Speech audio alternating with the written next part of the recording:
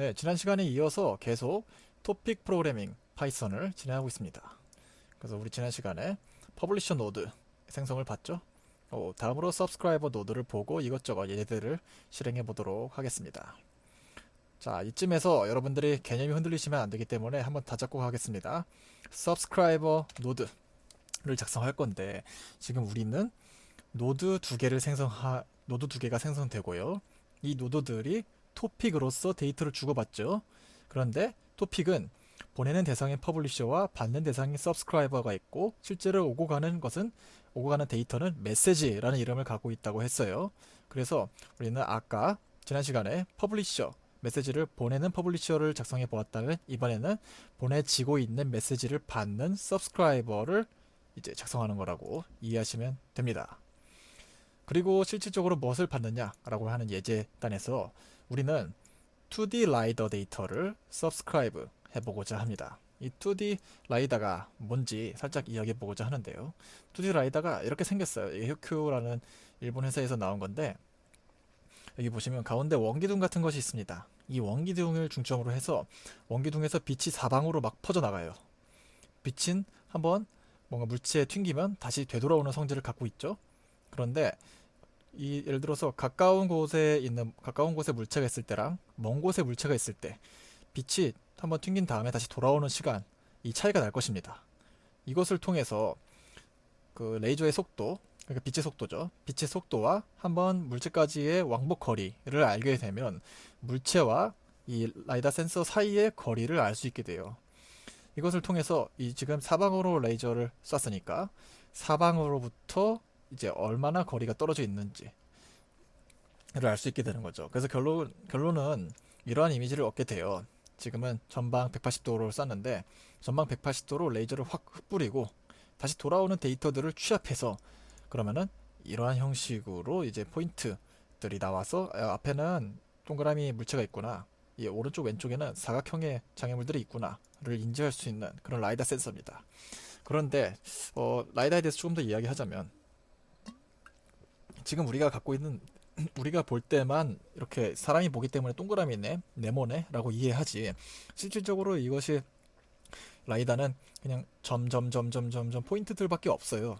그래서 이것들을 내부 따로 프로세싱을 해서 이제 뭐 자동차인지 뭐 나무인지 뭐 건물인지 이러한 레이더 프로세싱은 또 해줘야 되는 그런 영역이고 지금 우리는 2D 라이더를 봤는데 이것이 차원을 하나 높여서 그러면은 사방으로 쏘는 것을 위아래로도 사방으로 쏜다면 3D로 물체를 인식할 수도 있지 않을까 하는 그러한 컨셉에서 3D 라이다도 많이 사용되고 있습니다. 이러한 자연주행에도 많이 쓰이는데요. 이러한 센서가 기본적으로 어떤 식으로 동작하는지도 알아두시면은 나중에 개발할 때 큰 도움이 될 거라고 생각을 합니다. 그래서 계속해서 레이저 서브스크라이버 예제를 살펴보고 있습니다. 항상 그랬듯이 예제를 먼저 실행시켜 보죠. 지금 가제본은 제가 이미 틀어놨어요. 자, 뭔가 엄청난 숫자들이 나오네요. 그런데 이것을 보면은 제가 아까 말했던 것처럼 이 사방으로 레이저를 쏘고 이 레이저가 돌아오는 시간을 계산을 해서 얼마만큼 거리가 떨어져 있는지를 가져온 그 거리 데이터들이에요. 그래서 당연히 사람이 봤을 때는 이러한 이 데이터만 보고는 이러한 화면을 유추하기가 쉽지 않죠. 그래서 이때 우리가 계속해서 뭐 이 런치를 실행시키면 가제보는 나오는데 계속 거슬리게 뭐 이런 게 나왔죠. 제가 계속 치웠는데 이거에 대해서 좀 더 알아보고자 합니다. 이것이 바로 RBG라고 하는데요. 로스 비주얼라이제이션의 약자로 RBG라고 합니다. 지금 보시면 제가 미리 로봇도 올려놨고 무슨 막대기 말뚝 같은 것도 보이고 카메라도 보이고 특히나 여기 보시면은 뭔가 계속해서 지글지글하게 움직이는 이러한 점들이 보이죠. 이것이 바로 이 포인트 라이다의 포인트 클라우드라고 하는데요. 그것을 제가 스캔 데이터로서 이렇게 RBG에 표현을 해 놓은 것입니다. 포인트 클라우드는 사실 3D 라이다에서 쓰는 거고 그냥 제가 레이저 포인트라고 얘기할게요. 레이저 포인트들을 이렇게 볼 수 있어요. 그래서 지금은 전방 180도로 이제 우리 라이다가 빛을 쐈습니다. 그래서 이렇게 지금 잘 보시면은 다 점들이 하나씩 있죠. 이것을 멀리서 봤을 때 비로소 전방에 이러한 형태의 장애물들이 배치하고 있구나를 유추할 수 있습니다. 더불어서 이 라이다가 지금 여기 보면은 지금 이걸 봤을 때는 도대체 뭐가 있는 거지 알 수가 없죠. 하지만 사실 여기는 동일한 이 원뿔들이 있었다는 걸 알 수 있고요. 그래서 이 시점에서 사실 이미 빛을 여기가 반사돼서 왔는데 이 뒤에 있는 부분은 다 못 보겠죠. 그래서 여기도 이런 공백들이 보이고요. 라이다 센서는 이런 식으로 동작합니다. 어쨌거나 지금 우리가 RBG를 보고 있는데 방금과 같이 이런 숫자들이 엄청나게 나왔던 이 데이터들을 인간은 바로 볼 수가 없습니다. 그래서 뭔가 시각화를 해줘야 되는데요. 그래서 로스에서는 RBG라는 툴을 통해서 이렇게 시각화를 매우 편리하게 해준다라는 것도 다시 한번 말씀드립니다. 그래서 지금은 우선 이렇게 라이다 데이터를 시각화해서 렌더링 해주는 RBG라는 고마운 툴이 있다는 것 정도만 알아두고 이제 우리가 지금 하고 있는 예시가 파이썬 토픽 프로그래밍이잖아요. 그래서 토픽 서브스크라이버를 코딩하는 것에 다시 집중해 보도록 하겠습니다. 우리가 방금 실행시켰던 코드가 레이저 언더바 로우다 파이 여기 있는 이 파일이에요. 그래서 이 밑을 살펴보면 사실 이전 예시에서와 같이 이 메인부는 비슷합니다. 노드를 생성한 노드를 스핀시키고 이 스핀이 끝났다면 노드를 이제 제거해야죠. 디스트로이 시키고 RC의 파일 자체도 셧다운 시키는 이 과정은 이전 예제와 동일하기 때문에 차이가 나는 부분만 집중적으로 살펴보도록 하겠습니다. 서브스크라이버에 대해서 결국 퍼블리셔가 보내주면 이 토픽을 받는 서브스크라이버 하는 그런 노드에 대해서 이야기하는 것이에요. 지금 자, 첫 번째로 사용하는 메시지 형식이 달라졌습니다. 아까는 트위스트 형식을 사용했는데 이번에는 센서 메시지에 레이저 스캔이라는 것을 임포트 했어요. 이 메시지 형식의 원래 이름은 센서 메시지의 슬래시 메시지 msg 슬래시 레이저 스캔이라는 이런 형식인데요. 여기 보시면은 암기라고 하기는 하지만 첫 번째 슬래시가 점으로 바뀌고 두 번째 슬래시는 임포트로 바뀐다. 이런 식으로 숙지하셔도 좋을 것 같고요. 두 번째로는 여기 있는 레이저 스캔이 지금 곧바로 쓰였죠. 근데 이제 후에 C++ API를 사용하시게 되면 C++에서는 이제 레이저 언더바 스캔 이렇게 사용해요. 그래서 혼란이 좀 많이 올 수 있는데 이 부분에 대해서도 주의하시면 좋을 것 같습니다. 그럼 본격적으로 밑에 있는 이 클래스를 살펴보죠. 생성자 부분을 살펴보겠습니다. 첫 번째로 QSize라는 변수를 미리 지정해 놓았고 우리가 가장 메인으로 봐야 될 지점인 create subscription 이 함수를 살펴보도록 하죠. 토픽 서브스크라이버를 만들기 위해서는 4개의 매개 분수가 필요해요. 첫 번째 레이저 스캔, 두 번째 스키드보드 슬래시 스캔, 세 번째 셀프의 서브 콜백, 네 번째 q 사이즈 지금 이렇게 들어가 있는데요. 각각이 뭔지 살펴보면 이 레이저 스캔은 사용할 메시지 타입입니다. 여기서 임포트 했죠. 두 번째는 어떤 토픽에서 서브스크라이버 할지 그 이름을 지정해 줘야겠죠. 그 이름을 넣어줬습니다. 그리고 세 번째로 이렇게 서브스크라이버를 받을 때마다 뭔가 실행이 돼야겠죠. 이것을 콜백이라고 얘기하는데요. 말 그대로 이걸 나눠서 생각해보면 콜과 백이에요. 제가 친구를 불렀을 때 불렀다면 쫓아오고 불렀다면 쫓아오고 이렇게 해서 콜하면 다시 쫓아왔다 백했다 이런 식으로 이해해도 좋을 것 같은데 그래서 이 서브스크라이버가 될 때마다 실행되는 함수인 콜백이 매개 변수로 들어갑니다. 다음으로 마지막 QSize 이것은 아까 위에서 쓰레기통 예시를 보셨죠? 몇 개의 데이터를 저장할지 대기열의 크기 그 사이즈가 됩니다. 그리고 나서 그러면 여기 있는 이 서브콜백은 함수인데 어딘가에 지정되어 있어야 되겠죠? 어딘가에 선언되어 있어야 되는데 지금과 같은 경우 클래스 내 인스턴스 메소드로서 지정이 되어 있습니다. 자, 이렇게 한번 살펴봤고요. 다시 한번 정리하고 넘어가 보죠. 서브스크라이버를 만들기 위해선 4개의 매개 변수가 필요하고요. 첫 번째, 이 토픽에 사용될 메시지 타입, 지금은 레이저 스캔이었고, 두 번째, 서브스크라이브 할 토픽 이름, 스키드봇의 스캔, 세 번째, 서브스크라이브 될 때마다 실행되는 콜백 함수, 네 번째, 대기열의 크기, 지금은 10개죠.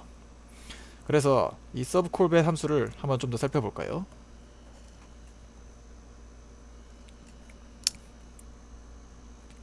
죄송합니다. 서브 콜백 함수는 지금은 인스턴스 변수이기 때문에 첫 번째 매개 변수로 셀프가 들어갔고 두 번째로 MSG라는 매개 변수가 들어왔어요. 이렇게 셀프 말고 하나의 매개 변수는 꼭 인풋으로 받게끔 그렇게 코딩해 주셔야 됩니다. 여기 뭐가 들어가냐면 우리가 서브스크라이브를 받아서 레저 스캔 형식의 무언가 데이터를 받잖아요. 그 데이터가 바로 여기서는 MSG라는 이름으로 들어오는 것이에요. 그래서 이 MSG 안에 이제 MSG 뭐 딕셔너리 형태면은 뭐 이렇게 이런 식으로 접근할 수도 있을 것이고, 지금 같은 경우는 이것도 또 하나의 클래스이기 때문에 이렇게 점으로 접근할 수도 있을 것이고, 이런 식으로 들어오는 메시지를 접근을 하는데, 지금과 같은 경우 msg.ranges로 접근을 하고 있습니다. 여기 있는 ranges가 뭐냐면 들어오는 모든 레이저 포인트들의 거리 데이터를 담고 있어요. 그래서 레인지인 건데요.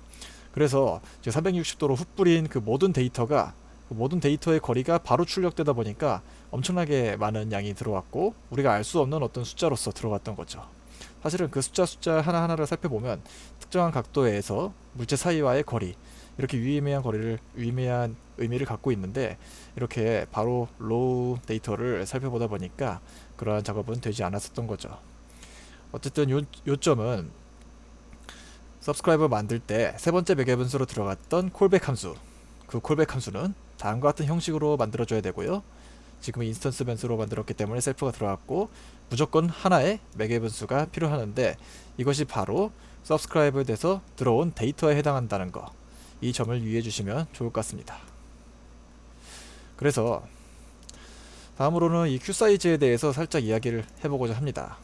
이 q 사이즈가 우리가 여태까지는 어떤 대기열의 크기라고만 이야기했는데, 사실은 우리가 로스2는 기존의 로스와 다른 점이 주고받는 데이터에 대해서 여러가지 아주 많은 옵션들을 갖고 있어요. 예를 들면 내가 이 주고받는 데이터를 얼마나 신뢰할 것인지, 이 데이터를 쓰자마자 버릴 것인지 저장을 할 것인지, 이런 여러가지 옵션들이 있습니다.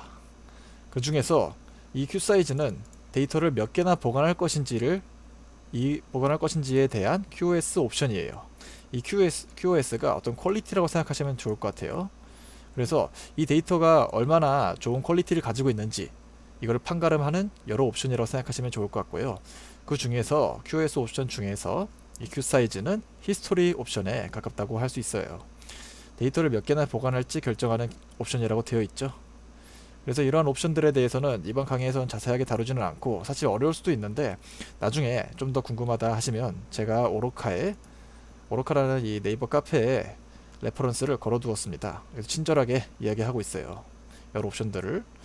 그래서 여기를 참고하시면 좋을 것 같습니다. 그러면 다시 위로 올라가서 우리가 지금 사용하고 있는 이 센서 메시지의 레이저 스캔이 도대체 어떻게 생긴 것이냐. 네. 이 레이저 스캔 타입이 어떻게 생겼는지 보고 싶다면 첫 번째 로스트 인터페이스 쇼로 볼 수 있고, 두 번째 구글 검색을 할 수도 있다고 제가 말씀드렸습니다. 여기서 아까 말씀드렸듯이 가장 필요한 부분은 레인지스만 필요하죠. 이 레인지스가 내부적으로 어떻게 되어 있는지 좀 더 살펴보겠습니다. 레인지스는 실질적으로 이제 720개의 길이를 가진 리스트예요. 그래서 전방에 있는 180도를 우리가 스캔했죠. 그런데 720개의 레이저를 흩뿌린다고 했으니까, 그러면 분해능은 이제 360도 나누기 180 나누기 720을 해서 4분의 1, 0.25도의 분해능으로 스캔된 물체와의 거리를 저장하게 되겠죠. 그래서 시작 지점은 오른쪽 끝에가 0도고 0이고, 그러니까 0이겠죠. 각좌표를 했을 때 0도가 0이고, 각좌표로 했을 때 90도 부분이 360이고, 이 극좌표계로 했을 때 180 부분이 720이 되는 거죠. 그렇게 해서 그러면은 우리가 전방 물체에만 관심이 있다라고 했을 때는 이 전체 레인지스 중에서 360번째 혹은 이 근처에 해당하는 이 값만 가져오게 되면 전방에 있는 물체와의 거리를 알 수 있게 되는 것이죠. 그래서 아까 서브 콜백을 다시 한번 보면 이 들어온 메시지 안에는 이렇게 어마어마한 이 데이터들이 있지만, 이 중에서 우리는 레인지스만 사용할 것입니다. 이 레인지스는 전방에 180도를 스캔하고 720개의 레이저를 흩뿌리지만, 우리가 필요한 것은 360번째 곧 전방에 있는 물체와의 거리만 필요하다라는 그런 뜻이 된다고 볼 수 있습니다. 그러면은 이것을 통해 우리가 유추해 볼 수 있는 게 그러면 전방 물체와의만 거리를 알려주는 그런 서브스크라이버를 만들 수 있겠다 라고 생각을 할 수 있겠죠. 이렇게 해서 만들어진 게 두 번째 레이저 서브 노드가 바로 이것입니다. 실행시켜 보면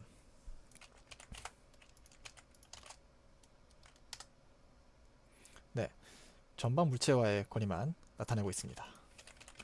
그래서 뭐 로봇을 움직여 보시면서 이 작업을 해보셔도 될 것 같아요.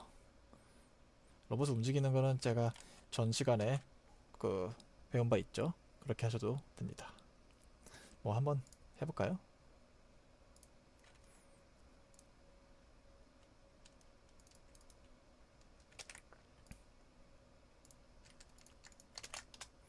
자, 로봇을 이렇게 움직여 볼게요. 로봇을 이렇게 움직이면 네, 이 거리가 바뀌는 것을 볼 수 있습니다. 그리고 갑자기 이렇게 길어지겠죠. 너무나 멀리 떨어져 있다면은 또 이게 최대 탐지 거리가 있어서 탐지할 수 없습니다. 막 이렇게 나오기도 한답니다. 자, 이런 식으로 개발이 가능합니다. 항상 종료한 다음엔 길지. 그리고 사실 이 서브스크라이브 하는 방법에는 터미널에서도 서브스크라이브가 할 수가 있어요.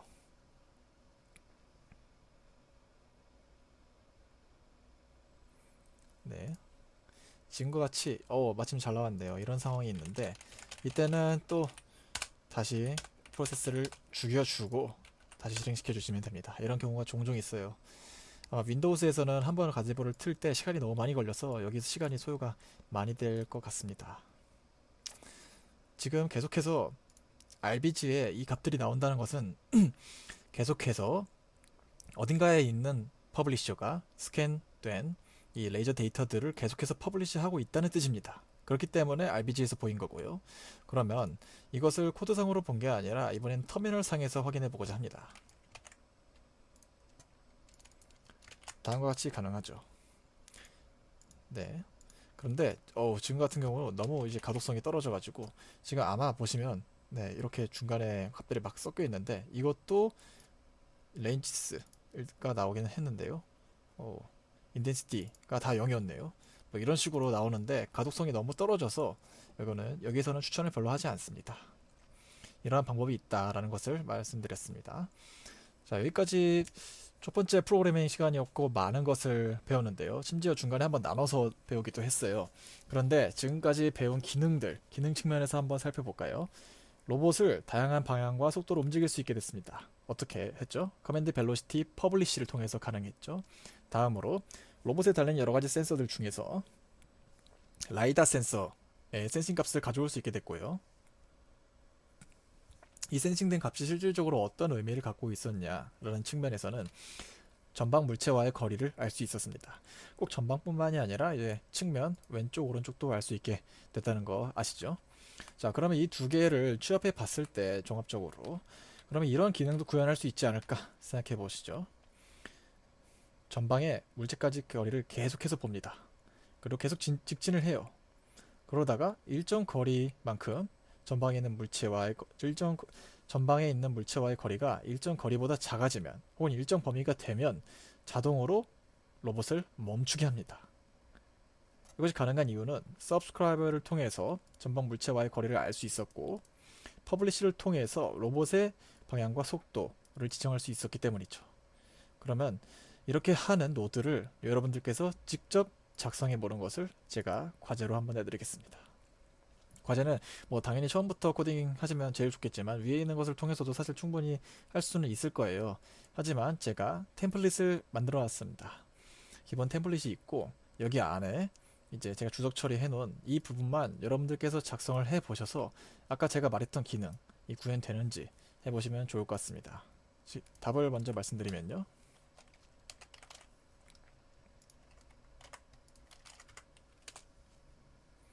자, 계속해서 전방에 있는 물체와의 거리를 탐지하다가 그러면서 직진을 하고 있죠. 그러다가 일정 거리보다 짧아지면 로봇을 멈추게 됩니다.